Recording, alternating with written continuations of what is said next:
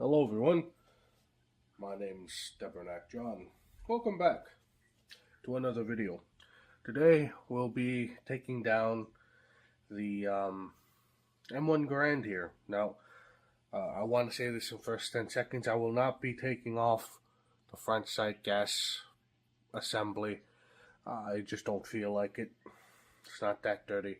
What we will be covering is we will be removing the stock, the trigger pack, as I'm going to call it, the op rod, and taking down this entire assembly. But before we do that, let me get you a look at this gun. Now, this gun is made by Vulcan, I think, Gunworks up here in Canada. And they do a lot of Garand rebuilds. And so this actually is a Springfield receiver, but it's been rebarreled and redone, as you can see, to 7.62. Now, like I said, this is a parts kit, so a lot of this stuff is actually Italian, fat and Breda stuff. So, if you look at the sock, you'll see a fat logo right here.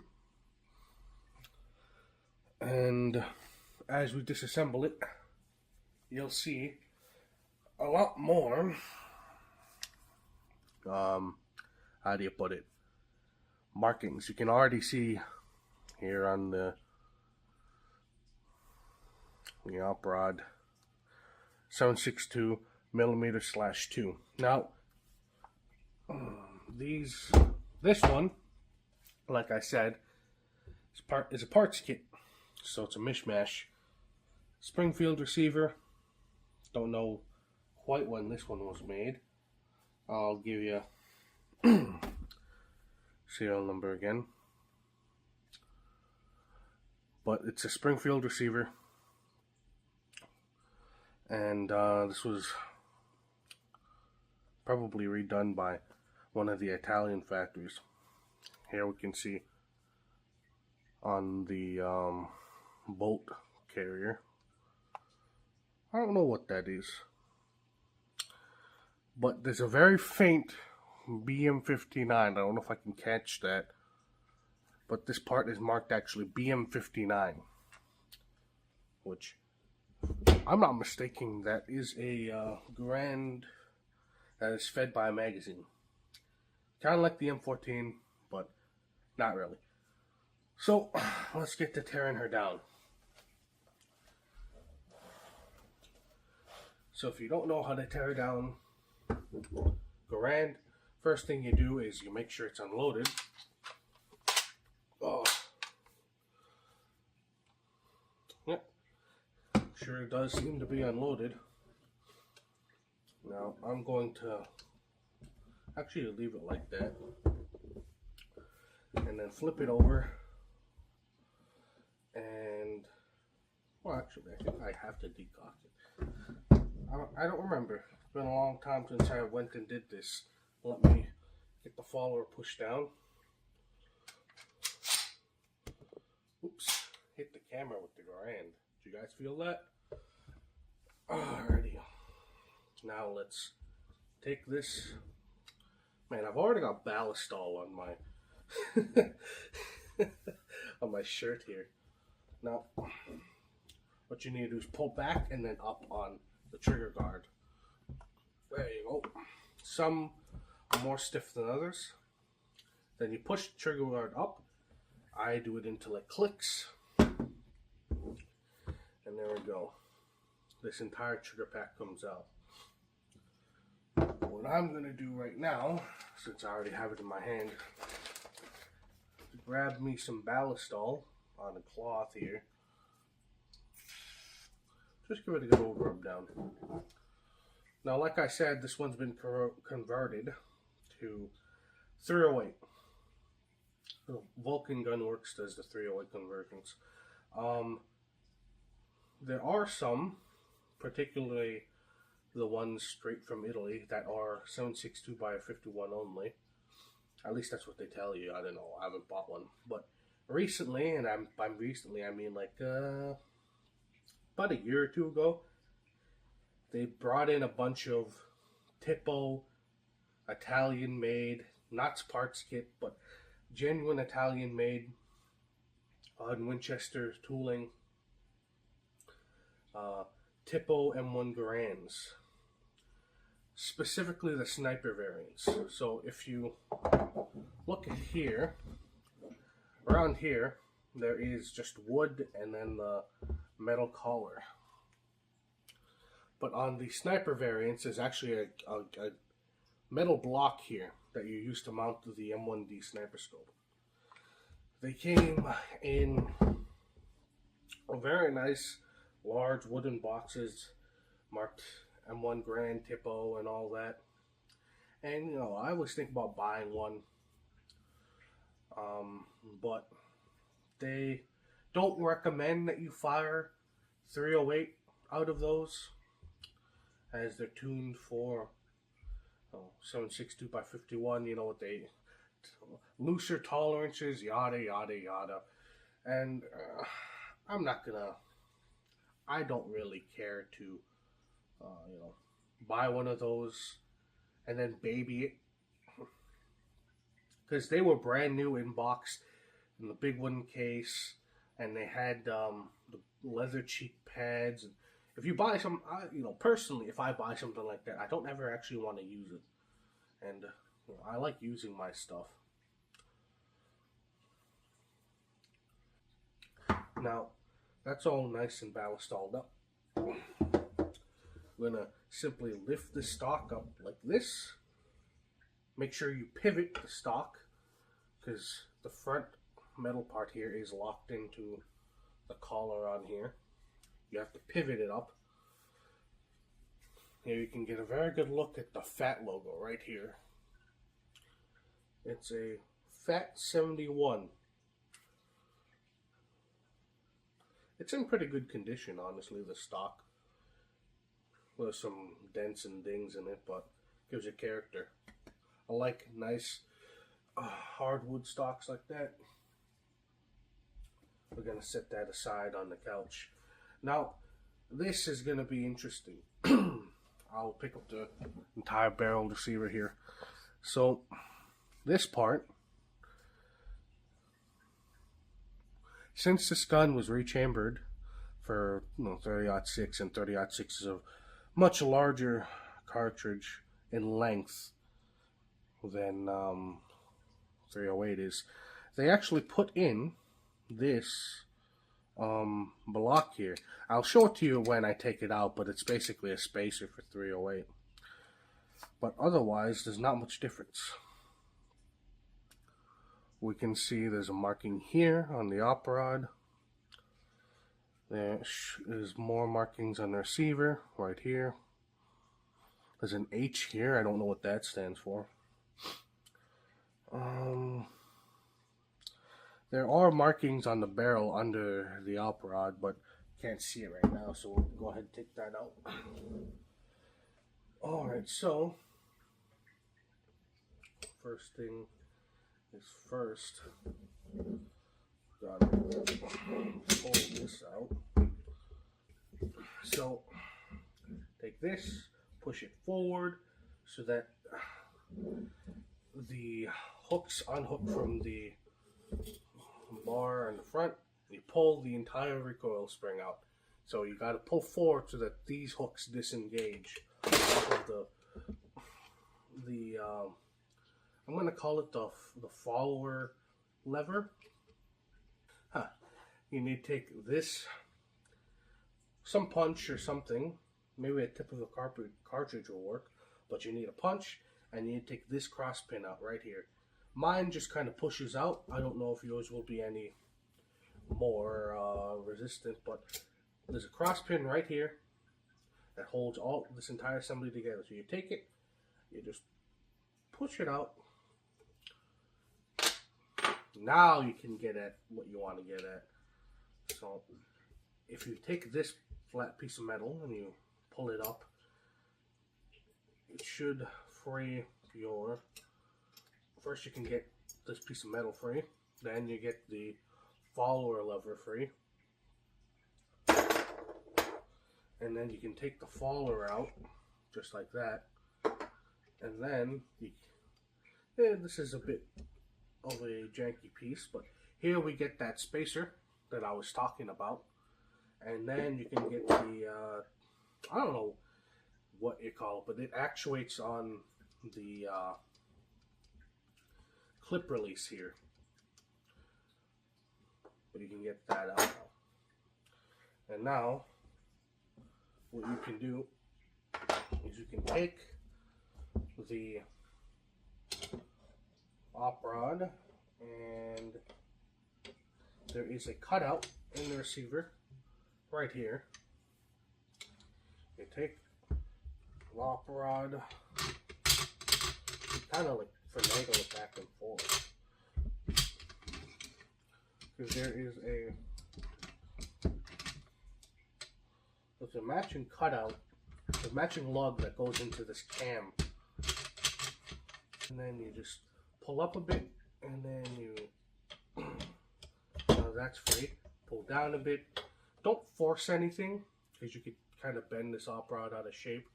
See, there's the lug I'm talking about right there.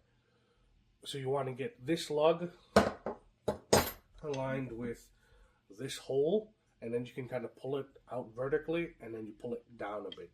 Don't pull on it too hard, and don't force things. Alright? That's good advice for gunsmithing and being a teenager. Now, what you kind of got to do here is you finagle this thing back and forth until you can get it out just like that. There is your bolt. And now you have your barreled action.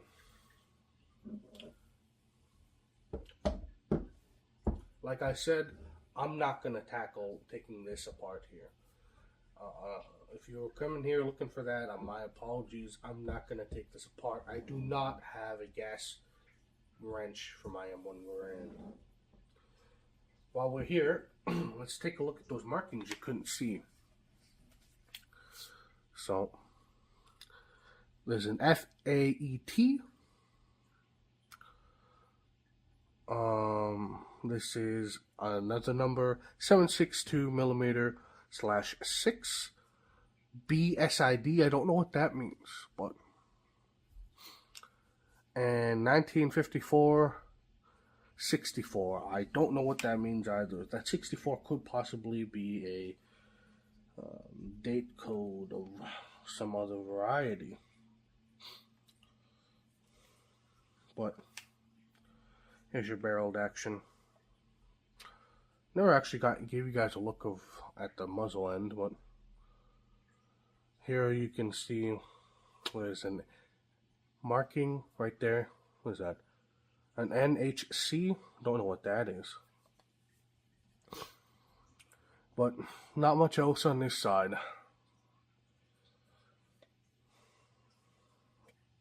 Alright, so what I'm going to do next is I'm going to take out the spring here. So it's easy. I'm just going to depress on the spring and push on the retaining pin here, and you can just pull it out, and now we have the latch.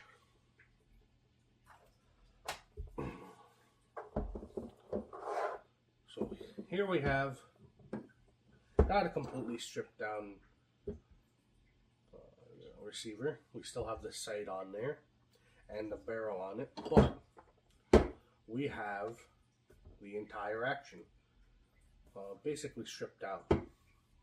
Now I want to get you a look at this spacer. Now I don't know for sure, but I'm pretty sure this is just a spacer so that the 308s can feed properly. If you look at, let's say, Brownell's teardown, this part is actually not here. And I suspect because this is a spacer. But, you know, not many markings on here. there is a BR, but well, that's about it. Alright, so we have this all nice and oiled up, oiled down. But we have this all nicely oiled. We're going to go ahead now and reassemble. What I'm going to do is actually I'm going to put some Ballistol lubricant, ceramic gun oil in here before I reinstall the clip latch. Well, so to do that, we're going to take our clip latch, we're going to depress it, we're going to take the side that has a head and we're going to insert the side that does not have a head first. So I'll go ahead and do that here. It easily goes in by hand. If you'd like, you can use a punch, but there you go.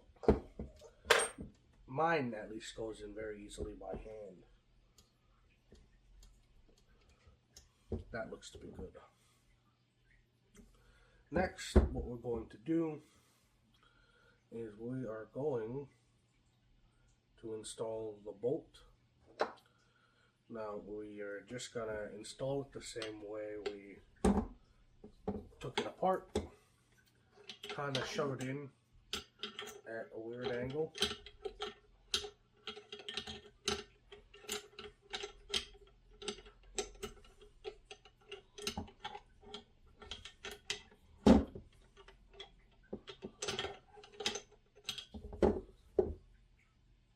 I think it'll actually be easy if I come in from the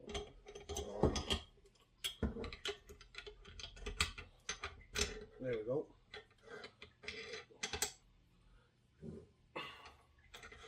I came in from the top. It was not easier to come in from the bottom.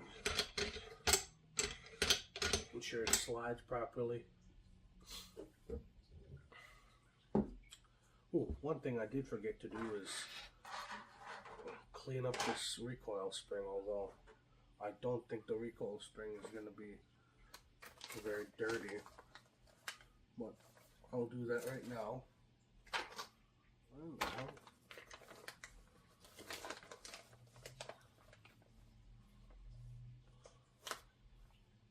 All my good cotton patches are, I'm out. I need to buy more of these nice big ones.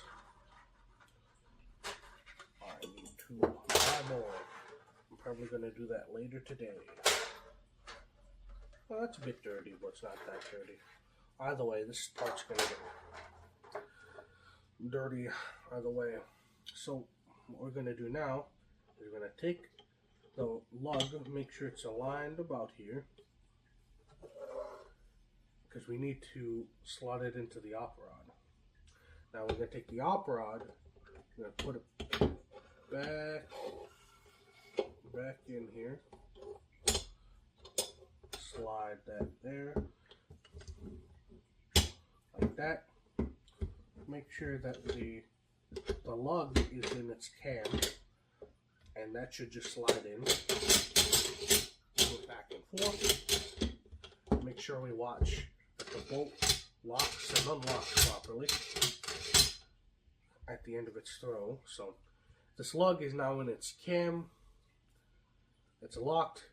When the op rod comes back, the bolt moves in its cam, unlocks, and moves with the op rod all the way back. And then under recoil, or under spring pressure, it should go back like this. Pick up a cartridge. At the end of its travel, the cam should move the lug back into the locked position. So that's how that works. If you do not have this action of it unlocking and locking, it will not function properly. So make sure that that is working, or else it will not function properly. Next, what we're going to do is we're going to take this lever. We want to take it with this side up with the V. It's not a spring, a V lever, a V toggle. And I'm going to take the spacer. Now, since this is a 308 Garand, if you're using a 30-06 Garand, you will not have the spacer. What we want to make sure is this lever, this arm here, goes in under this lug. I don't know how well you can see that. Let me stand up here. I don't know how well you can see that, but about right here, there is a lug, and that's the spring latch. That's this thing. And this arm has to be under that spring latch. This arm right here has to be under that spring latch. Alright. So we'll take this lug, put that back in. Oops, other way around.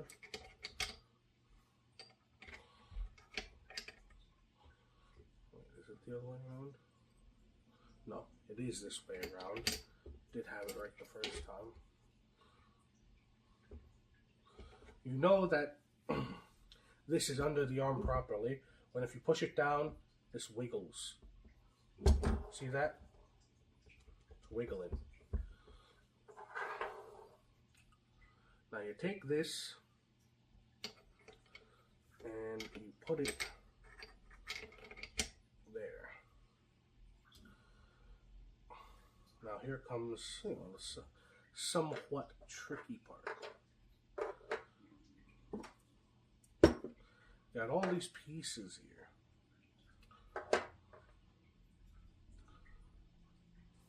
Do I have all of them?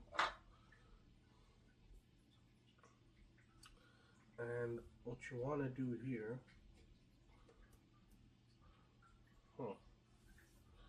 I feel like I'm missing a piece.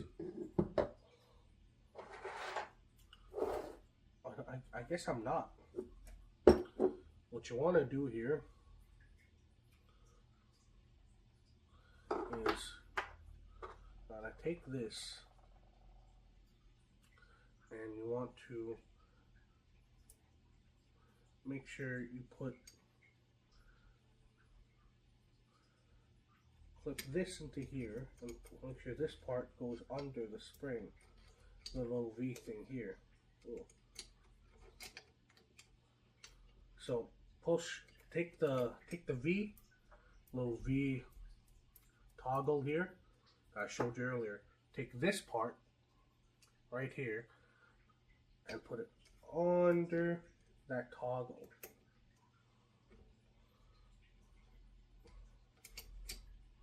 It should sit under the toggle.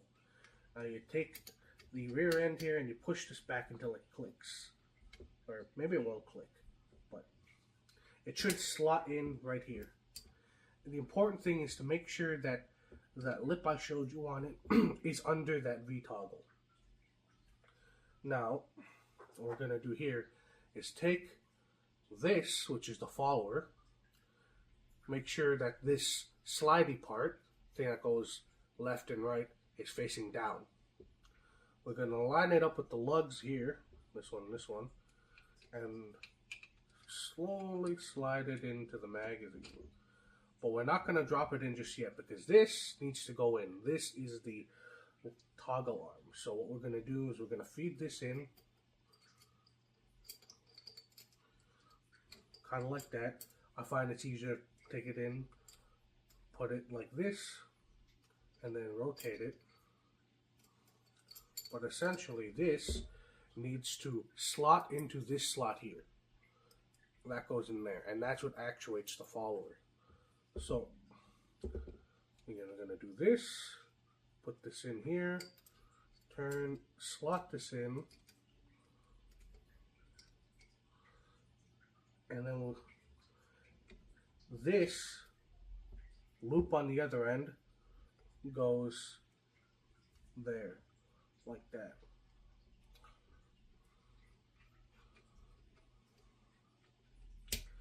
So now what you should be able to do is take this pin, put it in from left to right. Don't force it in, but you should be able to put it in with your finger. If it won't go in, something's misaligned, jiggle this assembly around a bit. And then what you do from here is you can test. See, I've done it incorrectly. This is supposed to move back and forth. So the reason I know I've done it incorrectly is if I put this in here and rotate that around, put that in, and hook onto the bars. Actually, I'll put that in the wrong way. Hook that into the bars. Ooh.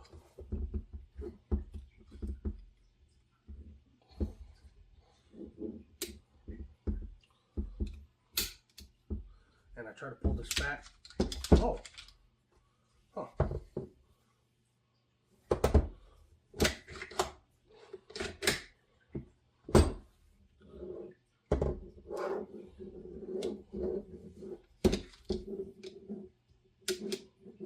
Yeah. See, it won't engage the locking lug and I can't pull it all the way back. So, like I said, never force anything. It's good advice if you're a teenager or a gunsmith. Never force anything. So let's take this all apart. Take this entire assembly out. And let's try to redo it.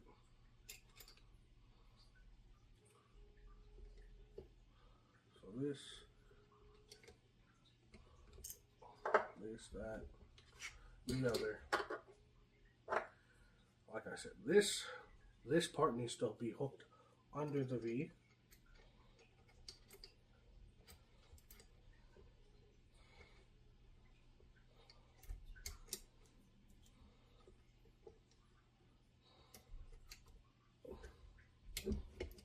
There we go.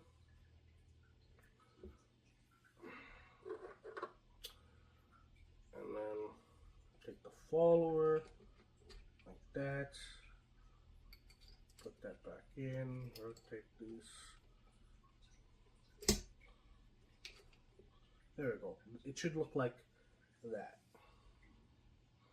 And then we're going to take our pin and we're going to slide this back in. Now again, don't force it, kind of fiddle around, and mine popped right in. Now with these, it's kind of a crapshoot with these pins sometimes. Sometimes you will have to apply a bit more pressure. Mine are very nice and loose in tolerances. So, oops, I had it the wrong way again. So I don't have to put very much force on it. You might. There we go. And now, everything is correct. We slide the section back. The action locks open. Ooh. Perfect. Ooh. Now, that's all back together. What we're going to do, we're going to take the stock. We're going to make sure to push it in and pivot, making sure the stock locks into the front there, and push it down. Now we're going to take the trigger assembly, trigger pack, whatever you like to call it. We're going to take this, pivot it in, and it should fall into place pretty snugly. Once it's fallen into place, you're going to take the trigger guard, take it, watch as it kind of like locks into position here. Watch that. It's going to kind of lock in. Do you see that slight movement? Lock in. A slight movement. There you go, see? And lock in. And then you just give it a good tap. It should click. And now your M1 Garand is back in action. Put that back, go forward. Make sure that your safety works. Mine's quite stiff. Boom.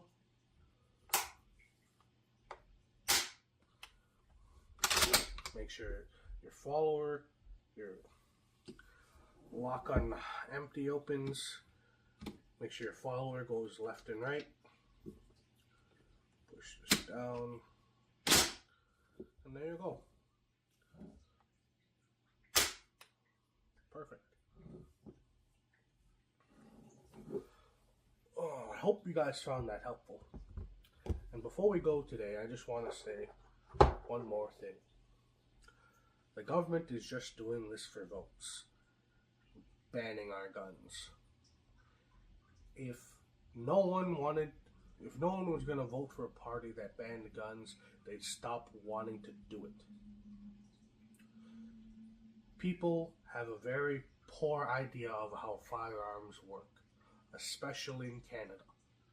So if you're a Canadian and you want to help out the situation, it is much more effective to offer your anti-gun coworkers, your anti-gun relatives, your anti-gun whoever, offer them politely and ask them, well, you know, have you ever shot a gun? Would you like to come shooting with me? Very friendly, very politely. If they say no, they say no, but a lot of the times they'll take you up on the offer. A lot of the times they'll think to themselves, yeah, well, why not? We'll try it. And then they'll find out exactly why a lot of times they're wrong about firearms. The last thing I want to say is do not despair, alright? We've been through worse, and most likely we'll go through worse again.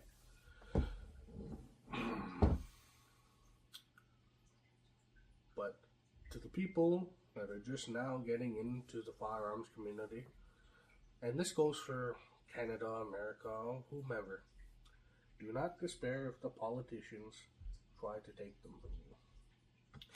What you should do is get your house in order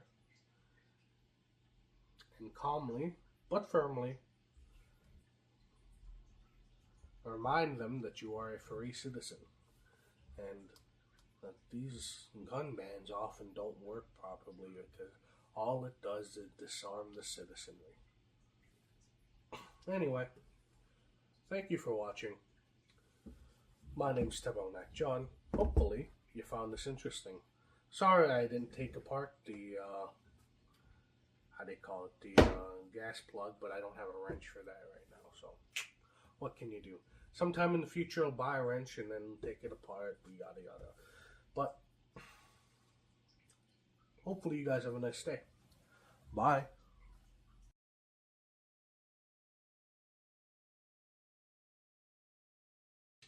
I always have issues getting it out.